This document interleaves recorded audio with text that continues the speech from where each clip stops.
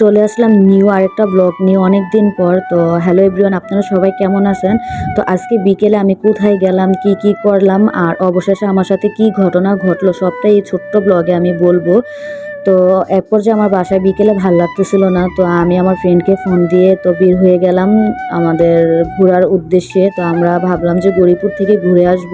তো আমাদের রাস্তায় আমি গাড়ির জন্য ওয়েট করতেছিলাম। তো এক পর্যায়ে সিএনজি পেয়ে আমি আমিরাবাদ চলে আসলাম। আমিরাবাদ এসে আমি আমার ফ্রেন্ডের জন্য ওয়েট করতেছিলাম।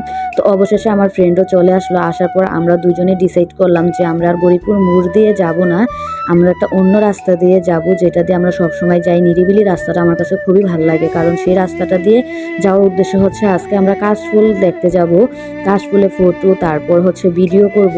কিন্তু তার হলো না, কারণ সন্ধ্যা হয়ে আসছে, এখানে আমাদের আর যাওয়া ঠিক হবে না সন্ধ্যা টাইমে। তো অবশেষে আমরা গৌরীপুর বাজারের উদ্দেশ্যে রওনা দিলাম যে কিছু একটা খেয়ে তারপর বাসায় যাব। তো গৌরীপুর এদিকে যাওয়ার সময় আমরা দেখি যে এখানে মাহফিল হচ্ছে, এখানে রাস্তাটা এত ভিড় মানে কি বলবো।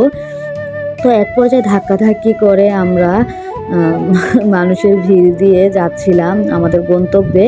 তো এক পর্যায়ে আমরা বাজারে চলে আসছি। আসার পর আমার ফ্রেন্ডকে নিয়ে আমি এখন একটা জায়গায় যাব, ওইখানের খাবারগুলো আমার কাছে খুবই ভাল লাগে, মানে কি বলবো। তো অবশেষে ক্যাফে নুরে চলে আসলাম। আসার পর নাগা সিঙ্গারা, তারপর হচ্ছে কলিজা সিঙ্গারা অর্ডার দিলাম আমাদের দুজনের জন্য। তো অর্ডার দেওয়ার পরে মানে এক পর্যায়ে আমাদের খাবার চলে আসলো। আসার পর আমরা খাচ্ছিলাম। এর আগে এখানে আমার কয়েকবারই যাওয়া হয়েছিল, কিন্তু আমার ফ্রেন্ড যায়নি, তাই ভাবলাম যে আজকেও চলে গেলাম ওরে নিয়ে। তো এক পর্যায়ে আমরা খাবার শেষ করে সুফি কিচেনে চলে গেলাম। তো ওইখানে যাওয়ার পরে আমি ফুল প্যাকেজ খাপসা অর্ডার দিলাম, যেটার প্রাইস ছিল 900 টাকা। তো যাই হোক, অবশেষে আমাদের খাবার এখানেও চলে আসলো।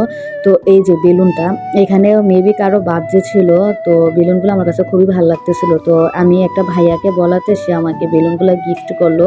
তবে আমি না, আমার ফ্রেন্ডও বলছে। তো যাই হোক, এক পর্যায়ে আমরা খাবার খাচ্ছিলাম। তো এর মাঝে আমি নিজের একটা খাবারের ভিডিও ক্লিপ করতে গেছি, এর মধ্যে আমার ফ্রেন্ড যা শুরু করলো। তো যাই হোক, এক পর্যায়ে আমার খাবার শেষ হলো।